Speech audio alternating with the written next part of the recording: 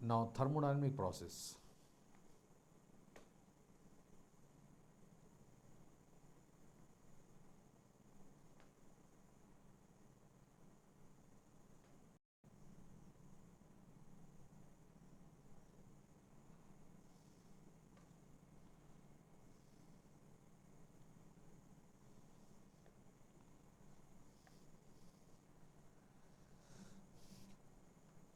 Thermodynamic process की यदि हम लोग बात करें तो कई टाइप के होते हैं. Thermodynamic process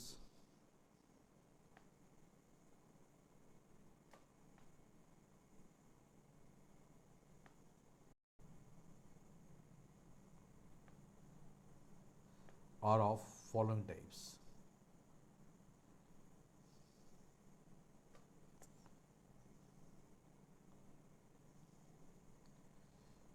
Number one,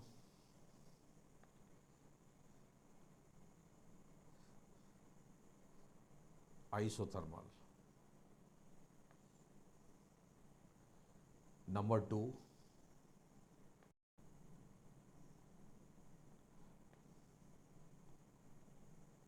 isochoric. Number three,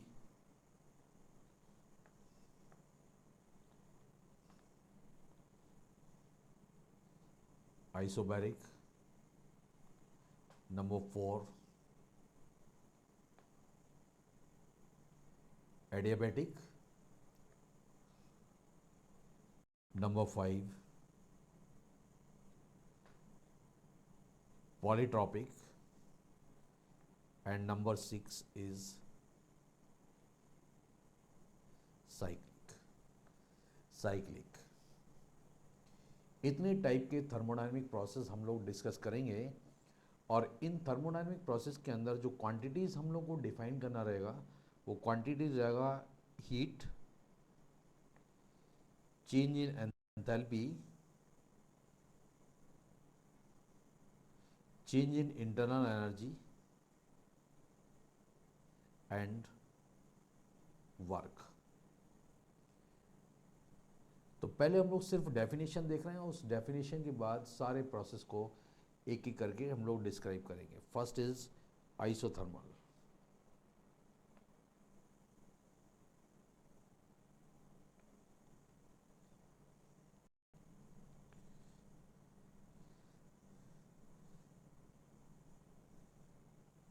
The process is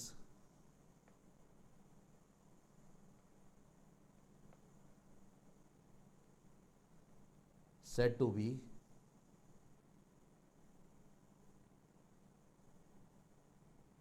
isothermal if temperature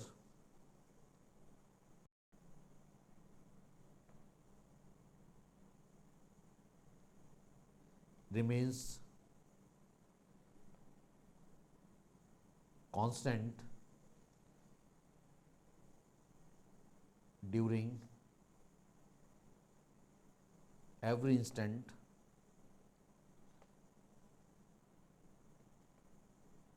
of thermodynamic change.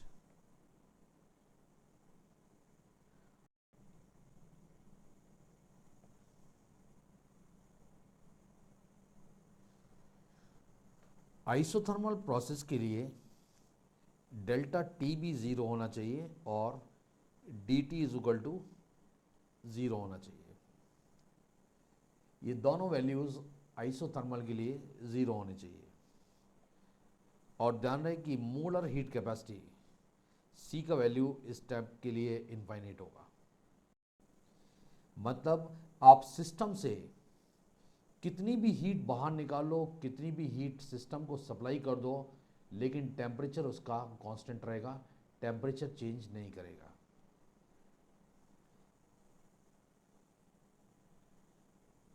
Now you take ideal gas equation PV is equal to NRT. यदि टेम्परेचर कांस्टेंट है, if temperature is constant,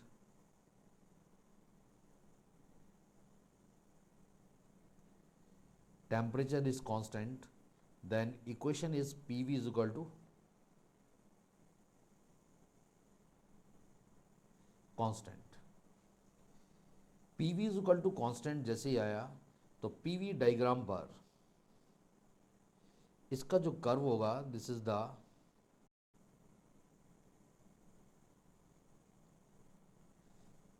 PV diagram,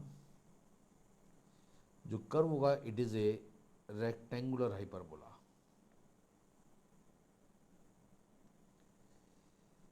यानी PV is equal to constant कब रह पाएगा, जब P का value, यदि P का वैल्यू इंक्रीज करेगा तो वी का वैल्यू डिक्रीज करना चाहिए। आप किसी भी पॉइंट पर ले लें, पी का वैल्यू यदि ज़्यादा है तो वी का वैल्यू क्या होगा, कम होगा। पी का वैल्यू कम है तो वी का वैल्यू क्या होगा, ज़्यादा होगा। PV is equal to constant is the isothermal process. तो यहाँ पर जो प्रोसेस चल रहा है, दिस प्रोसेस इज आइसोथर्मल। अब मान लीजिए आप कुछ हाइपोथेटिकल लाइंस इसमें यूज कर लें जहां पर प्रोसेस हो सकता था।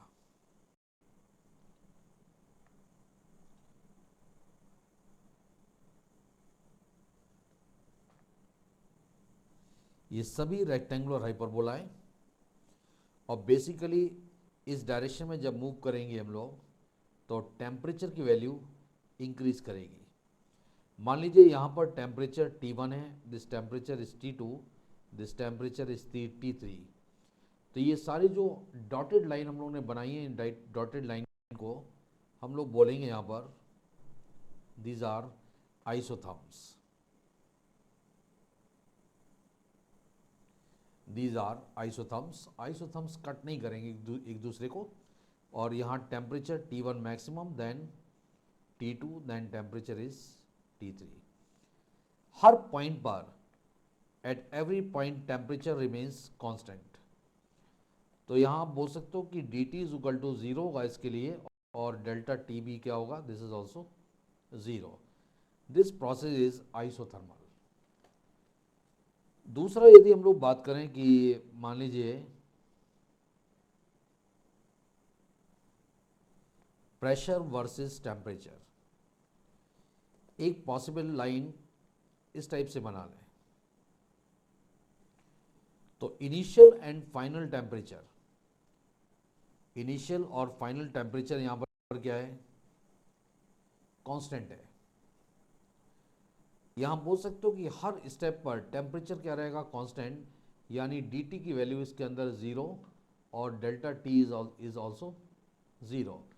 This process is isothermal.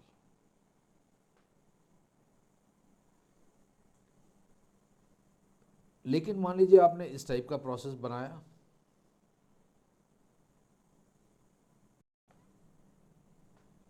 P N T पर suppose the process is like this.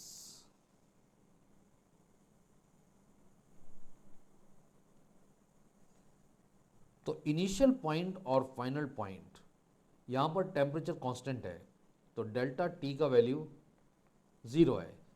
लेकिन इस पॉइंट तक टेम्परेचर डिक्रीज कर रहा है और उसके बाद टेम्परेचर इंक्रीज कर रहा है, means D T is not equal to zero. This is process is not isothermal.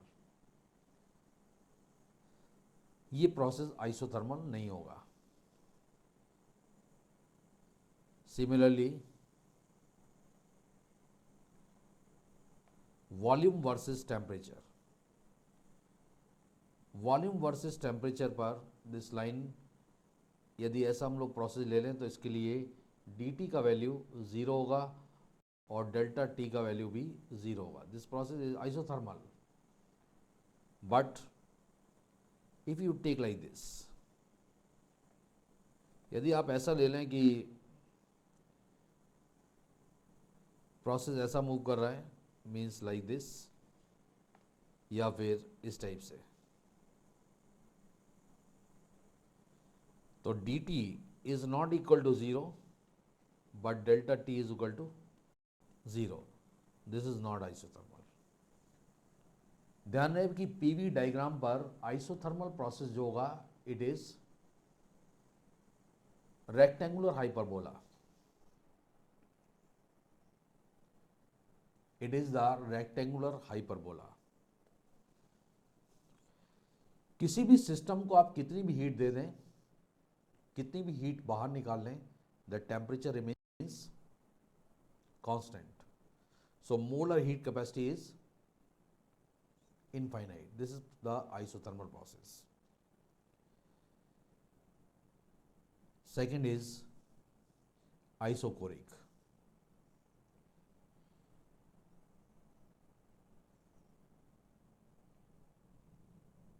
Isochoric.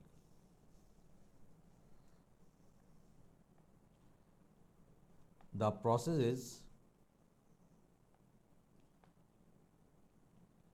said to be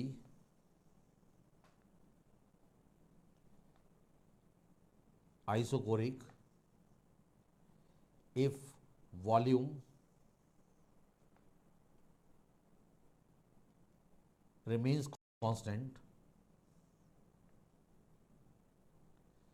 volume remains constant during every instant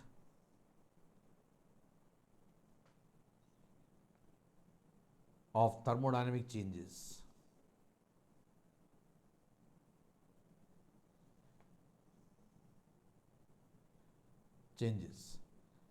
isochoric process के लिए डेल्टा वी भी जीरो होना चाहिए और DV भी जीरो होना चाहिए। इसके लिए एक टर्म यूज कर रहे हैं हम लोग, आगे पढ़ेंगे इसके लिए, पॉलीट्रॉपिक इंडेक्स। पॉलीट्रॉपिक इंडेक्स अभी आगे देखेंगे हम लोग, x is equal to infinite. और जो आइसोथर्मल था, आइसोथर्मल के लिए पॉलीट्रॉपिक इंडेक्स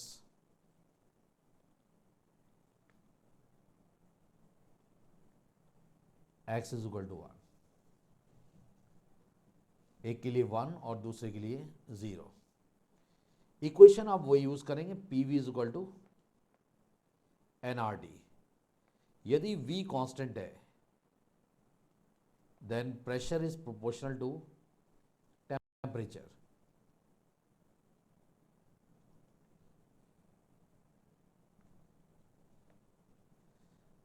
यदि हम लोग प्रेशर और टेम्परेचर की बात करें तो ये वाली जो लाइंस होंगी,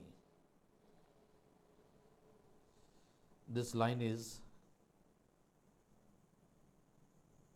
आइसोकोरिक प्रोसेस। इनिशियल और फाइनल हर पॉइंट पर वॉल्यूम यहां पर क्या है, सेम है। आप बोलोगे इस प्रोसेस के लिए dV is equal to 0 and delta V is equal to 0, so this is isochoric, but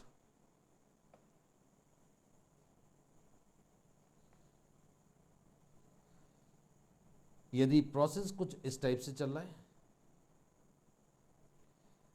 या फिर दूसरा रूट ये वाला है,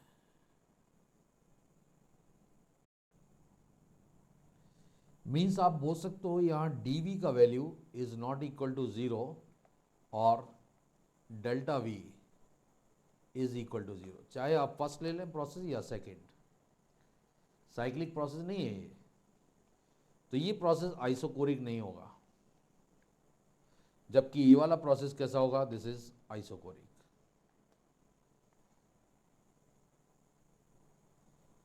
यदि हम लोग PT पर बात करें,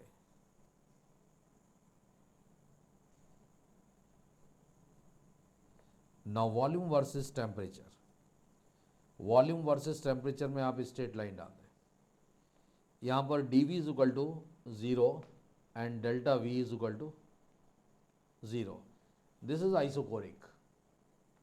but in VT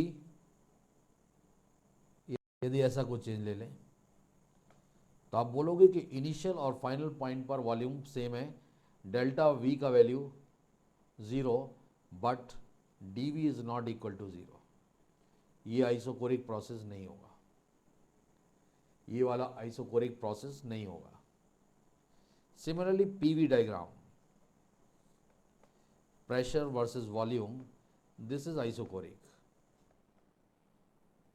But pressure versus volume,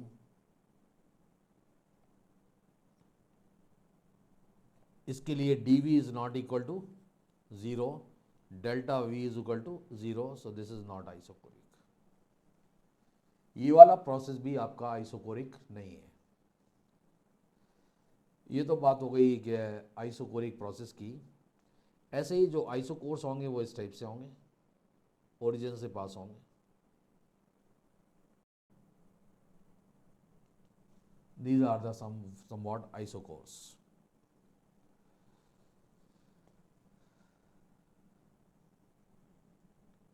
Now isobaric. Same thing.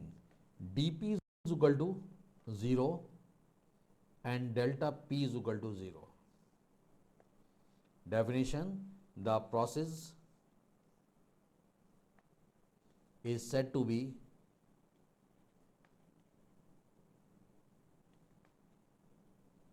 isobaric if pressure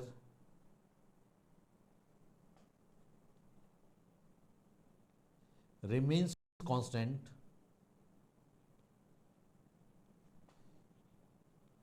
during any instant of thermodynamic change.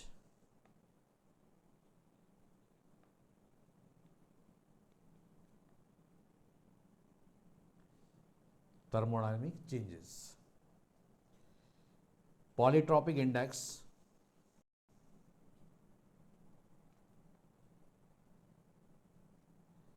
x is equal to 0. इसके लिए पॉलीट्रॉपिक इंडेक्स जो है वो 0 होगा. ये प्रोसेस तो आइसोबैरिक. अब आइसोबैरिक प्रोसेस में फिर से आप PV is equal to NRT use करें तो pressure constant, volume is proportional to temperature. Volume is proportional to temperature.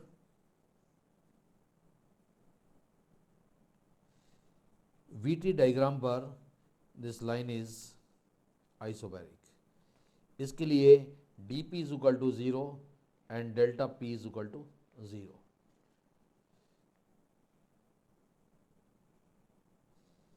VT diagram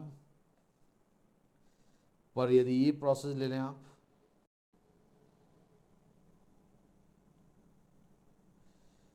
तो आप जो चेंजेस उसके करस्पॉन्डिंग बोल सकते हो कि dP is not equal to 0 but delta P is equal to 0.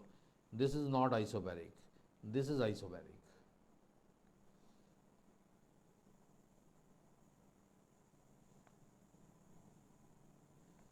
Pressure versus temperature, this process is isobaric, but pressure versus temperature, this is not isobaric. ऐसा आप ध्यान रखें. Next is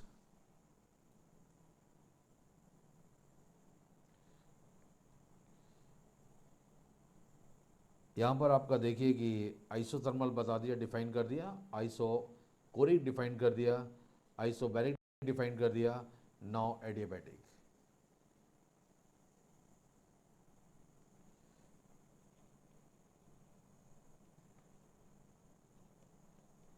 Adiabatic process.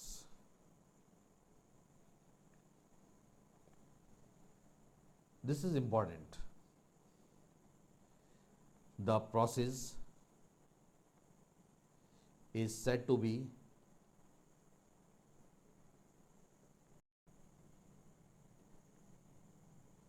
adiabatic if there is no interaction of heat between system and surroundings. यानी system से surrounding के बीच में कोई भी हीट नहीं जानी चाहिए। सिस्टम सराउंडिंग से हीट के रिस्पेक्ट में क्या होगा, आइसोलेट रहेगा।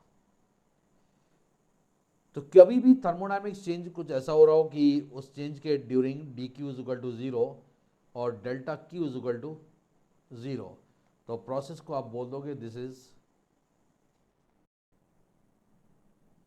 Adiabatic.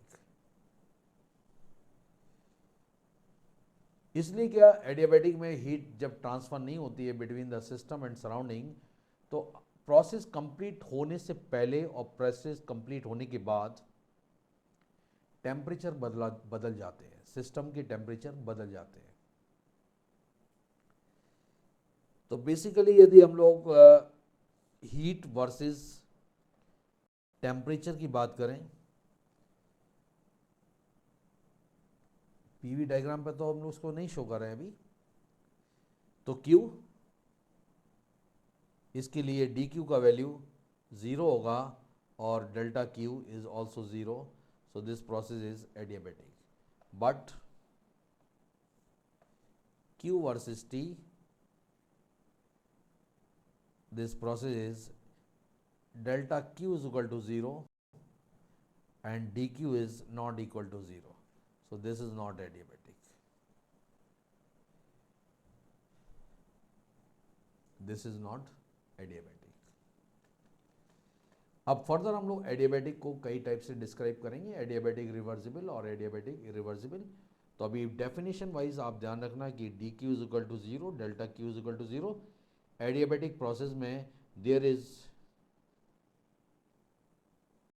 No interaction, there is no interaction of heat between the system and surroundings. Remember, it is important. This is the adiabatic process. Now, after the adiabatic process,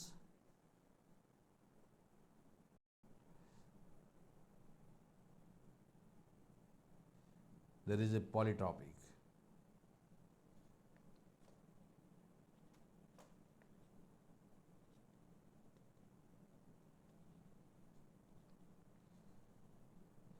Generally, if process is not isothermal,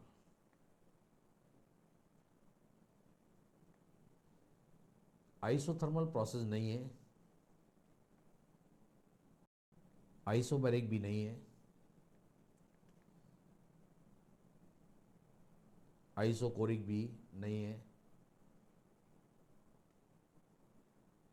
adiabatic भी नहीं है, और process कोई law follow कर रहा है। Ideal gas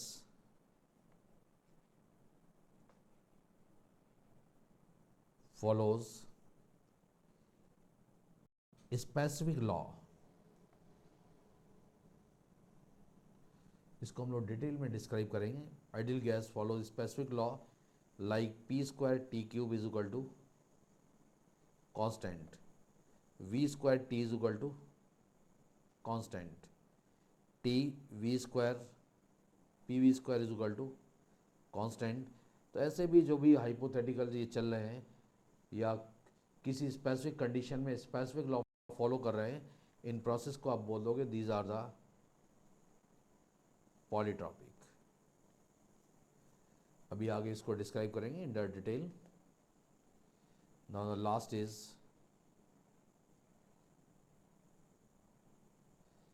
cyclic process।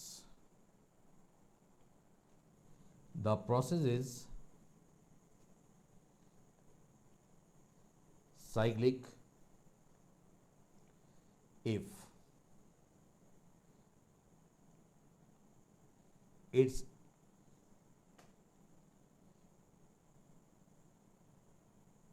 initiation and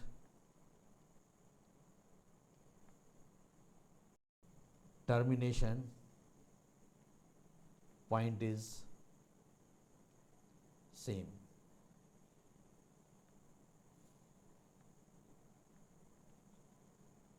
means process यहाँ से स्टार्ट हुआ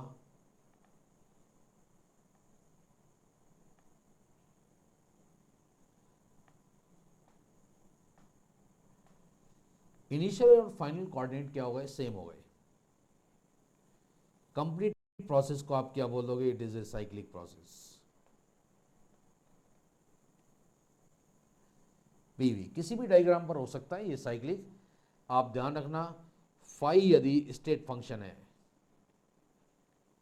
if phi is a state function, then cyclic integral, this integral is called cyclic integral.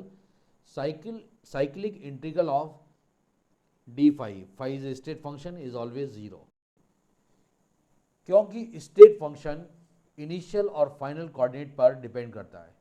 यदि इनिशियल और फाइनल कोऑर्डिनेट सेम है, यदि सेम है तो close integral of D phi is equal to 0।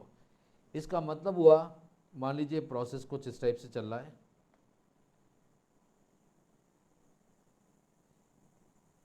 A to B and B to C, then C to A on PV diagram. और इसमें कोई आप स्टेट फंक्शन डिफाइन करो, पाथ फंक्शन की तो कुछ वैल्यू आएगी, तो phi of A to B plus phi of B to C plus phi of C to A is equal to 0 if phi is state function. जरूरी नहीं path function के लिए ये वैल्यू 0 आए, 0 आ भी सकती है और नहीं भी आ सकती है, depends over the situation. So this is the cyclic process. These are the cyclic process.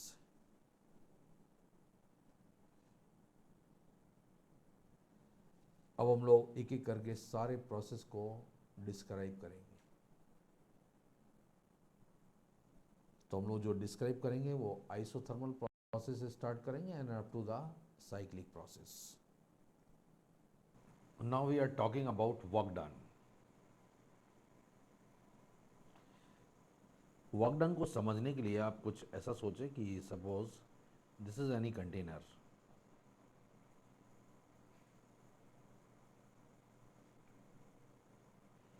In which ideal gas is present, और इस कंटेनर में हम लोग ने एक पिस्टन अटैच कर दिया।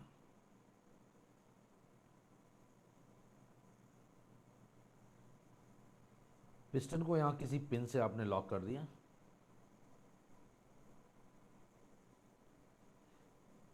और इस gas, this is a ideal gas,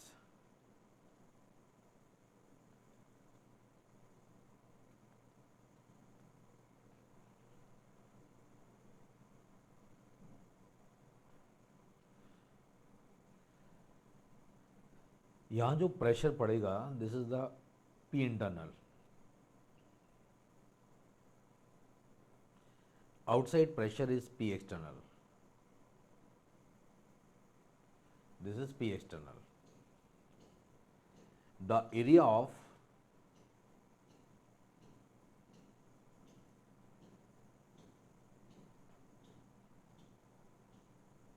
piston is A।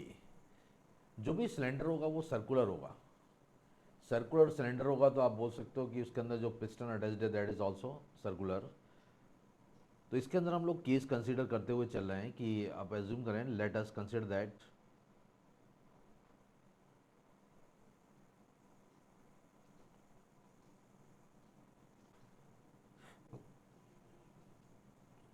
ideal gas is filled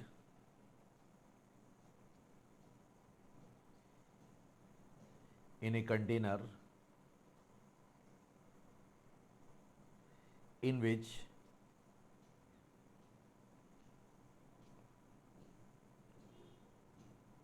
movable piston is attached,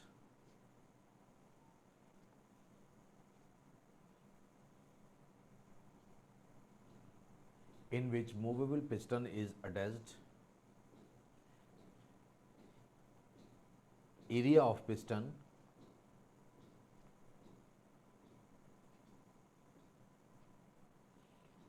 is A, the area of piston is A, and number of moles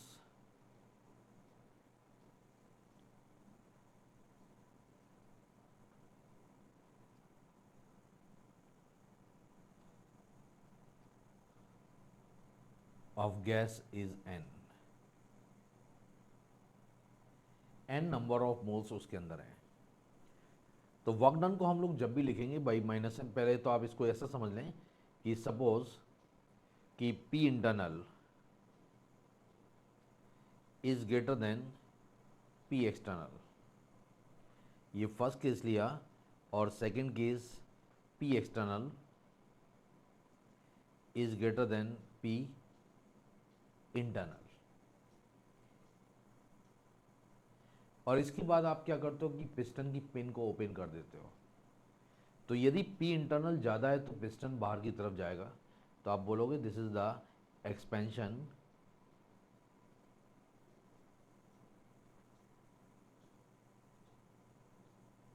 against P external.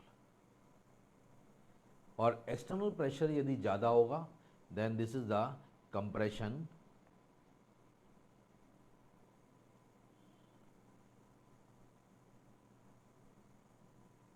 Against P internal. यहाँ हम लोग जो पढ़ रहे हैं that is the work done.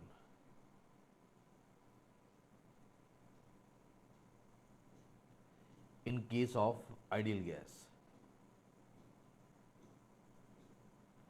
Work को आप जब भी रिप्रेजेंट करोगे आप माइनस साइन के साथ, minus W, work done is equal to force into displacement.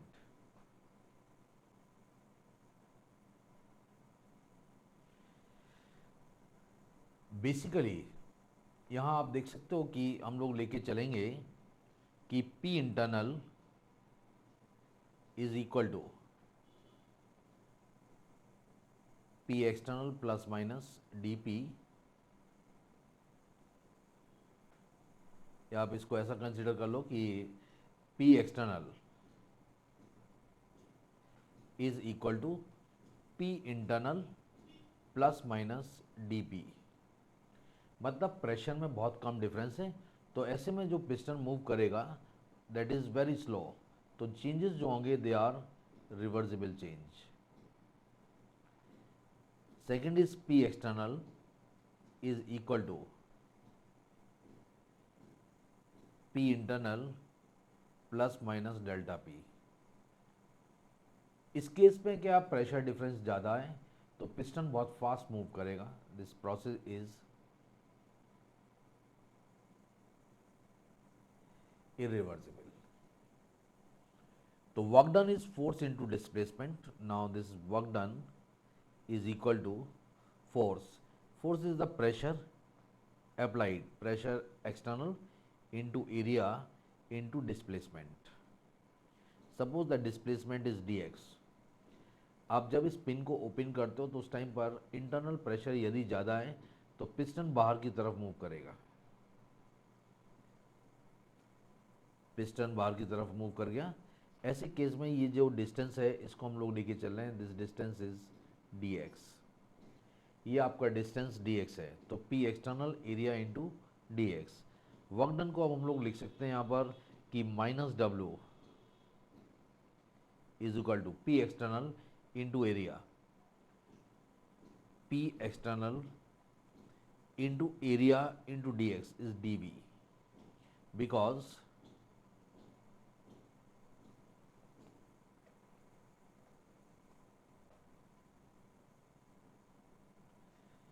area into dx is equal to change in volume that is dV। तो work done के इस फॉर्मूले को हम लोग यूज करेंगे, P external into dV, this is the formula of the work done. अब इसके अंदर हम लोग कंसिडर कर रहे हैं first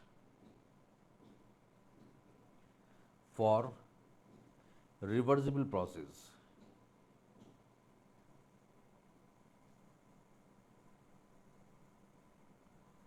now minus W reversible is equal to P external into dV।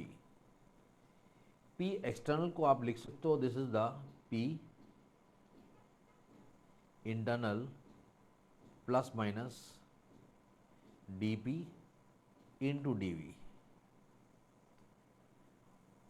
Now work done reversible is equal to P internal into dV plus minus dP dV. This work is negligible. This work is negligible. That's why now the work done reversible is equal to P internal into dV. P internal जो है it is the pressure of gas. P internal जो है it is a pressure of gas.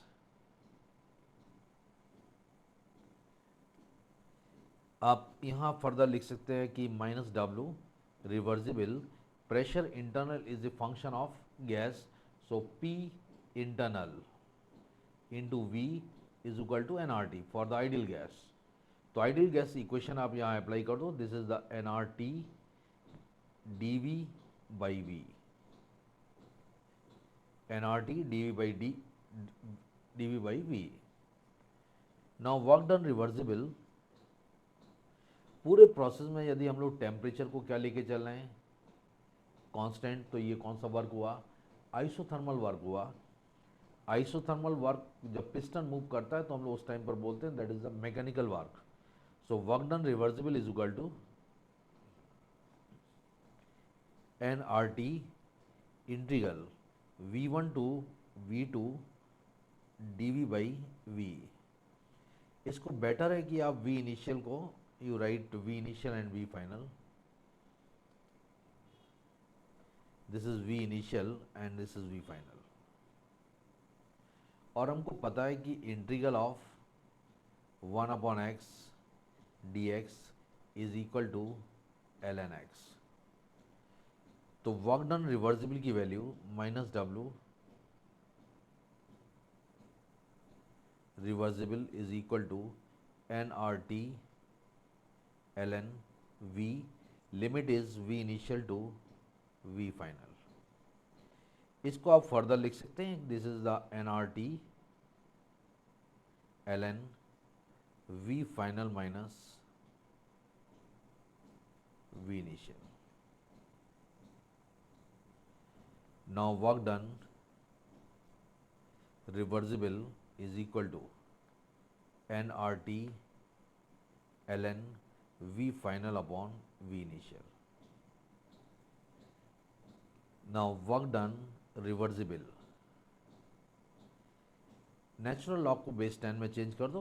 2.303 N R T log base 10 V final upon V initial.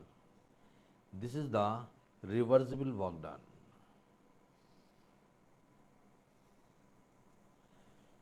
This is the reversible work done. अब आप इसको ऐसा consider करो कि suppose V final is greater then V initial. तो इस case में ये वाली वैल्यू, लॉग वाली वैल्यू पॉजिटिव हो जाएगी. तो minus W reversible is positive. That's why work done reversible is negative. आप बोलोगे कि वर्क निगेटिव है, then work is done by the system. Work का जब आपको देखना हो बाय द सिस्टम है या ऑन द सिस्टम, फॉर्मूले में हमेशा माइनस डब्लू रख के चलो और फाइनली जाके प्लस डब्लू की वैल्यू देख लो. That is the work done by the system. Second case is V initial is greater than V final. तो लॉग की वैल्यू कैसी हो जाएगी, negative. So minus W reversible is negative. Ultimately work done reversible is positive. This is the work done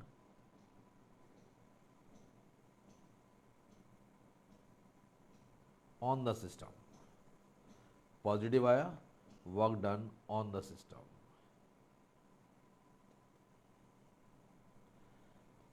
Basically, V final is greater than V initial, then it is expansion. if work done on the system and V initial is greater than V final, so this is the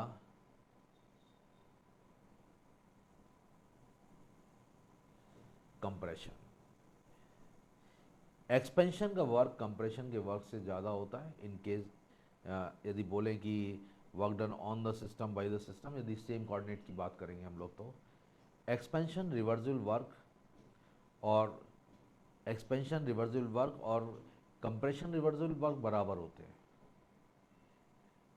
formula देख लो, दोनों से value क्या आएगी, same आएगी। फिर आगे हम लोग इसी में डिस्कस करेंगे about the comparison of work done, तब उसको डिटेल में देखेंगे। नाउ इरिवर्सिबल प्रोसेस,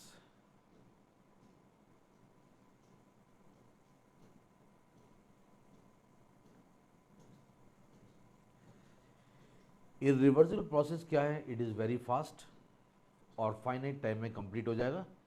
तो work done irreversible is equal to P external V final minus V initial. Now minus W irreversible is equal to P external.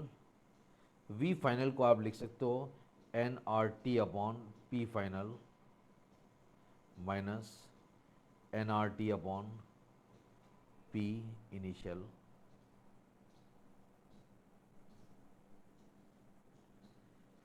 Minus W irreversible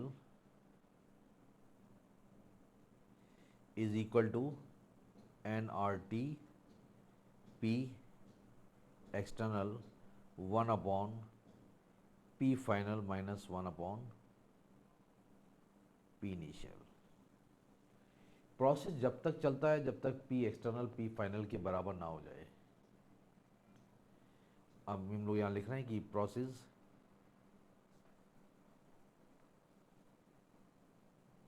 completes when P external is equal to P final. So if P external is not provided,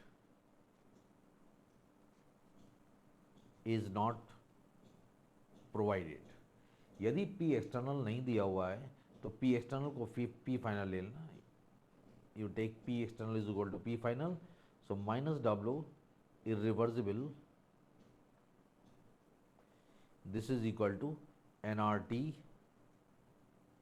P final 1 upon P final minus 1 upon P initial. तो work done irreversible,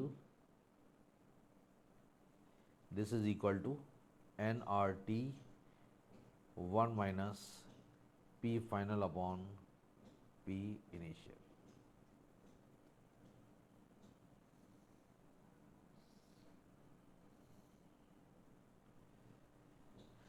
तो ध्यान रहे आपको work done. इसी में फिर आगे further continue करते हैं। तो वर्क डन इरिवर्सिबल भी कैलकुलेट कर लिया और वर्क डन रिवर्सिबल भी कैलकुलेट कर लिया। Reversible is equal to nRT ln V final upon V initial minus W irreversible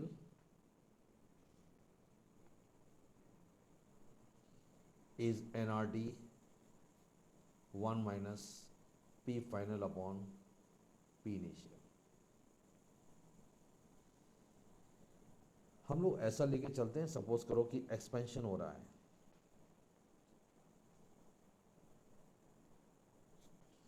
expansion के केस में हमेशा V final is greater then V initial. तो आप बोल सकते हो कि ये वाली पर्टिकुलर क्वांटिटी पॉजिटिव आ जाएगी। तो एक्सपेंशन के लिए minus W reversible is positive. यदि माइनस W की वैल्यू पॉजिटिव आ गई तो work done reversible is negative. Expansion में वर्क हमेशा कैसा आ गया, निगेटिव। तो आप बोलोगे कि work done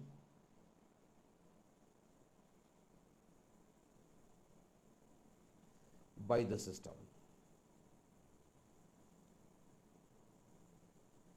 Work done by the system. दूसरा work done irreversible is equal to N R T 1 minus P final by P initial. और फिर से एक्सपेंशन के case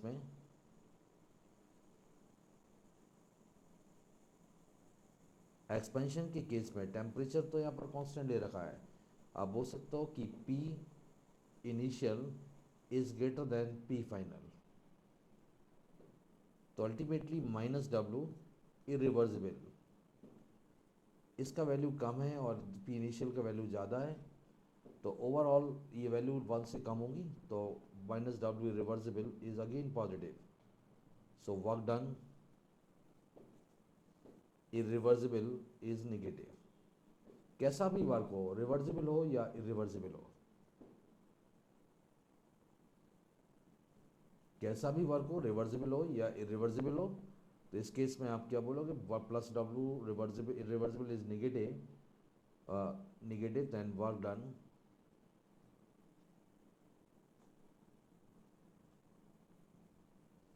by the system. Work done by the system. अब कंप्रेशन,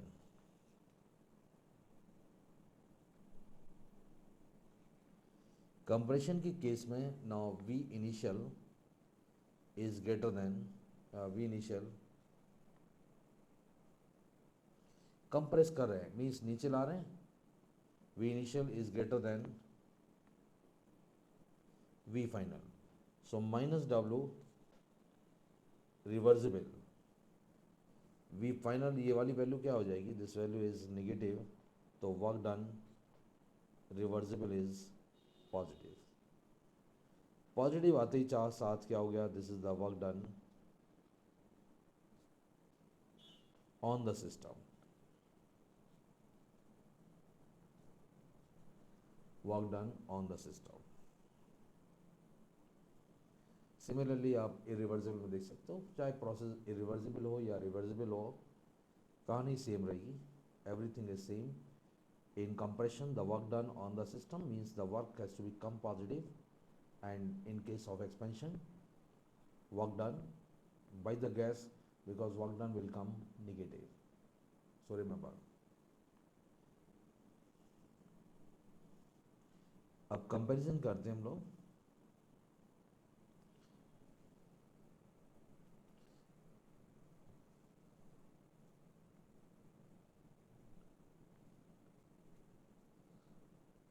आइसोथर्मल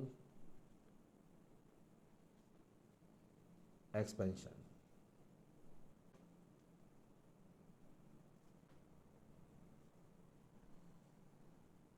आइसोथर्मल एक्सपेंशन,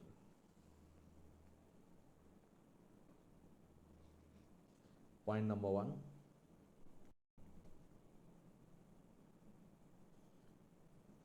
अभी आपको ध्यान रहे, वैसे भी हम लोगों ने लिखा था कि इंटरनल एनर्जी जो था that is delta E is equal to N C V M T final minus T initial.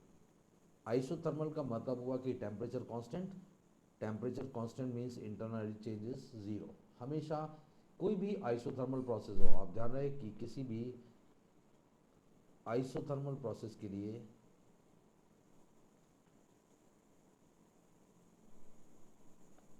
Delta E is equal to zero, change in internal energy is zero. अब आइसोथर्मल एक्सपेंशन के अंदर delta E तो zero हो गया, आप लिखेंगे by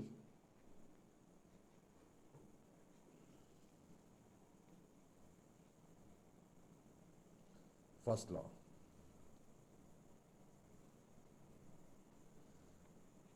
D Q is equal two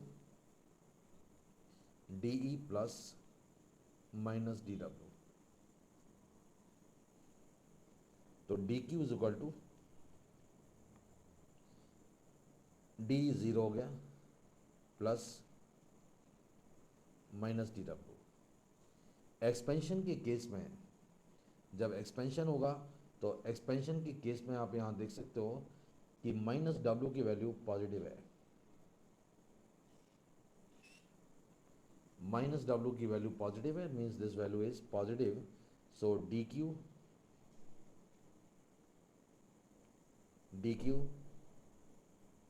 is positive, क्योंकि minus D W is positive. Ultimately आप बोलोगे कि heat is positive and minus W is positive, minus W is positive, so work done is negative. Work done negative का मतलब हुआ कि work done by the system, और Q is positive, so in isothermal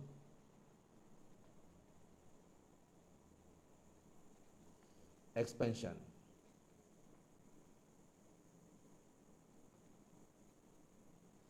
heat is always absorbed, system heat को absorb करेगा from the surrounding, isothermal expansion, so remember. और work done जब भी हम लोग लिखते हैं, work done is equal to P external into V final minus V initial.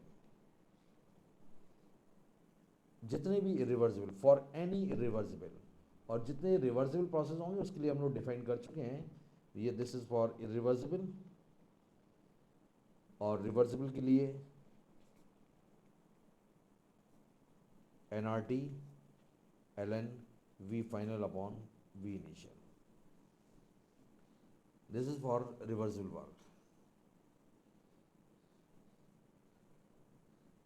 अब इसमें हम लोग कर्व बना रहे हैं,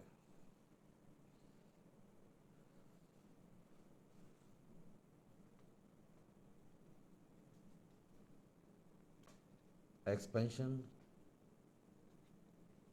ग्राफ पीवी डायग्राम के ऊपर। आपको ध्यान रहे कि पीवी डायग्राम पर आइसोथर्मल प्रोसेस को हम लोग शो करते थे बाई रेक्टेंगुलर हाइपरबोला।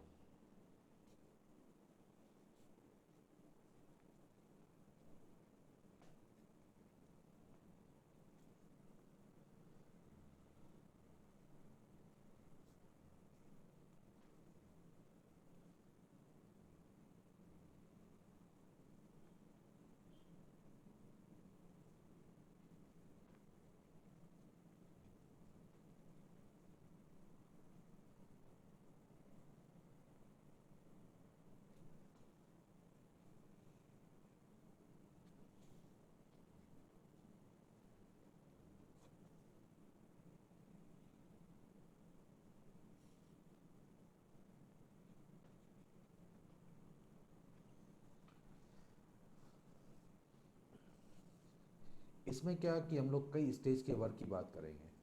जैसे कोई पिस्टन है, पिस्टन नीचे की तरफ मूव करा, एक ही बार में आपने इनिशियल से फाइनल में कर दिया इमीडिएटली रैंडम फोर्स लगा के, तो आप बोलोगे सिंगल स्टेज वर्क।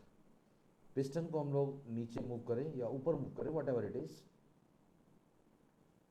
एक लोकेशन पर रोका फिर फाइनल लोकेशन पर आ गए, 2 stage work, 3 stage work, 4 stage work, like that.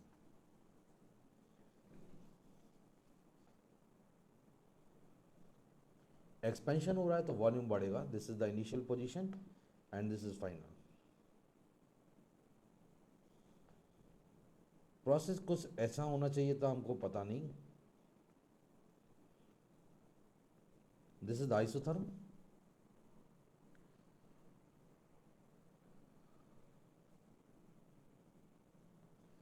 अब आप वर्क डन में देखो कि वर्क डन में हमने आपको क्या बोला, minus W is equal to P external V final minus V initial.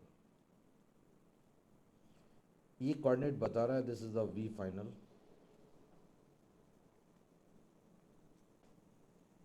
this coordinate is V initial,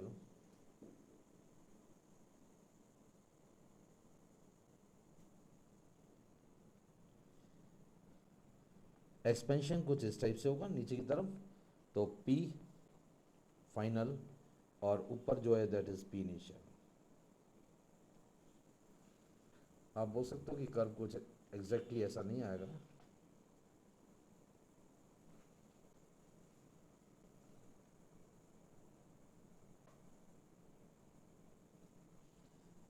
this is the rectangular hyperbola. अब ये क्वेश्चन पी एक्सटर्नल, यदि पी एक्सटर्नल नहीं दिया होता है तो हम लोग इसको क्या लेते हैं, P final V final minus V initial. इस कोऑर्डिनेट में जो वी फाइनल है वो ये लाइन है, this is the P final, this is also P final. Change in volume जो है that is the V final minus V initial. तो change in volume, this line is the change in volume, horizontal line. तो ये जो axis पर bounded area आ रहा है, this is the work done, this is the work done. आप इसको बोलेंगे this is the single stage work.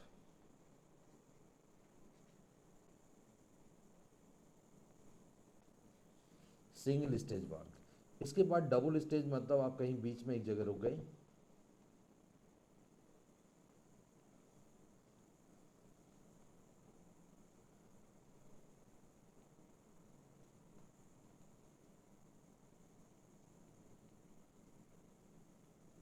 कुछ प्रोसेस जो है इस टाइप से आया होगा कि इस पॉइंट से इनिशिएट हुआ, बीच में यहाँ रुका,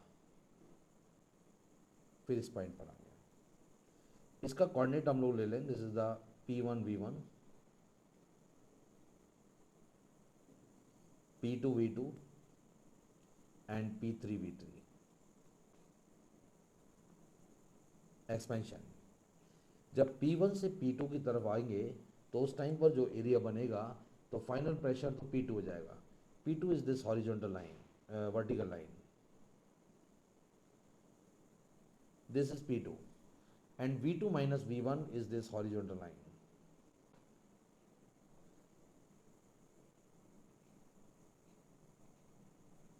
ये वाला एरिया। इसके बाद P2 V2 से जब P3 V3 पे जाएंगे तो P फाइनल क्या हो जाएगा, P3, और change in volume is V3 minus V2, तो ये पर्टिकुलर एरिया आएगा। This is the double stage work.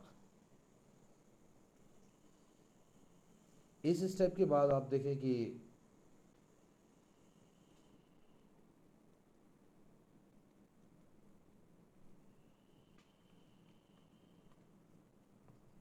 This is double stage.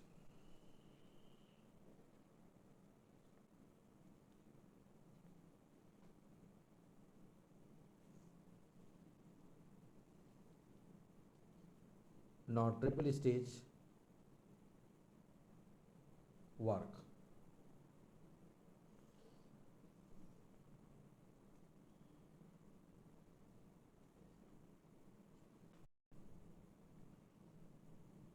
Means 1 2 3 और 4 पॉइंट टीवी डायग्राम पर डिफाइंड हुए। इसका coordinate P1 V1 P2 V2, पहले वॉल्यूम लिखोगे आप, फिर pressure,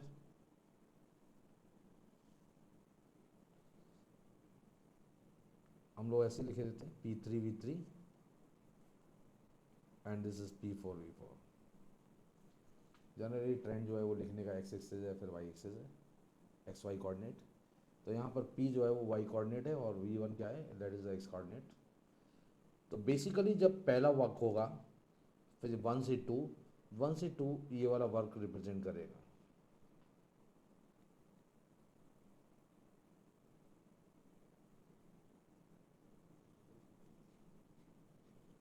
this is 1 to 2।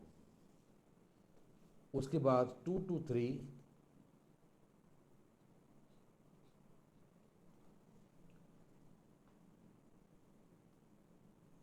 Then 3 to 4। आप देख रहे हो कि स्टेज बढ़ रही है और वर्क डन बढ़ रहा है। सिंगल स्टेज का वर्क कम होगा, डबल स्टेज का वर्क ज़्यादा होगा, और ट्रिपल स्टेज का वर्क सबसे ज़्यादा होगा इन केस ऑफ एक्सपेंशन। फिर इस पॉइंट पर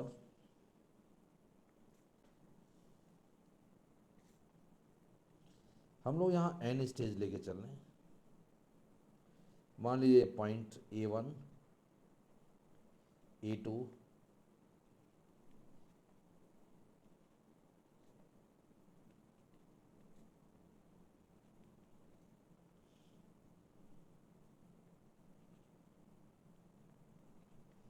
ए एन माइनस वन और A N, this is the N stage work.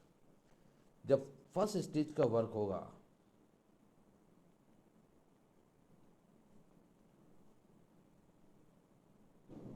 तो बेसिकली वो ये वर्क होगा, this work is from A1 to A2। उसके बाद A2 टू A3 ये लाइन, दिस इज ये वर्क होगा। A3 से A4,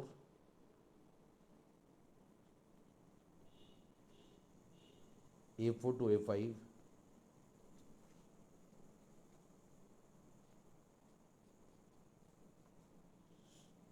ये ऐसे इसी टाइप से चलते जाएंगे।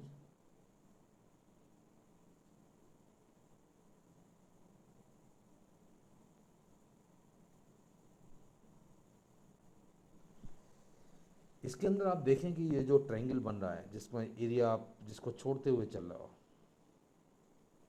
ये तो एन स्टेज वर्क है। इफ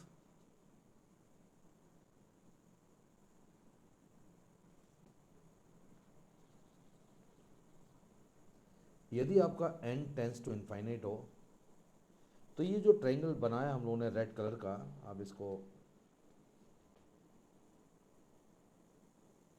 रेड कलर का जो ट्रायंगल है इसका एरिया जो होगा it tends to zero if n tends to infinite. इसलिए जब इनफाइनाइट पॉइंट टच होंगे तो प्रोसेस कैसा होगा, रिवर्सिबल, क्योंकि आप इनफाइनाइट पॉइंट पर प्रोसेस को रोक रहे हो। तो जो एरिया होगा वो under the curve total area आ जाएगा।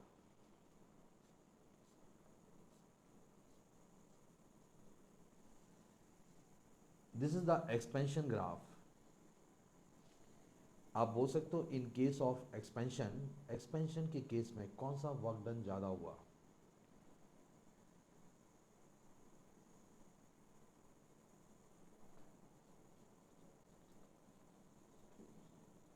इन केस ऑफ एक्सपेंशन रिवर्सिबल, ये आइसोथर्मल के लिए है सारा। In case of expansion reversible work is greater than irreversible work।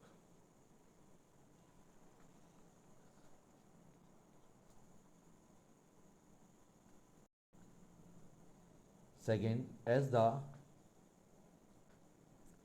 number of stages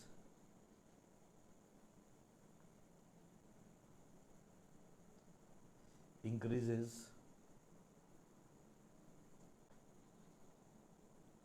work done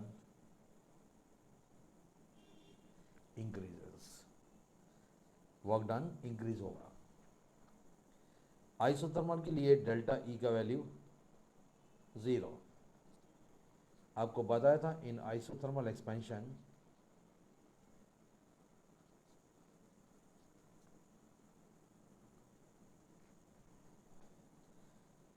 work is done by the system and heat is absorbed। जितनी ज़्यादा heat होगी उतनी ज़्यादा, जितना ज़्यादा वर्क होगा उतनी ज़्यादा हीट एब्जॉर्ब होगी। So as the number of stages increases, expansion work increases and amount of heat absorbed also increases, also increases। जब भी आपसे क्वेश्चन में बोले कि आइसोथर्मल एक्सपेंशन के अंदर मैक्सिमम वर्क निकालो तो मैक्सिमम वर्क कौन सा वर्क हो जाएगा, that is the reversible work. Reversible work is the maximum work.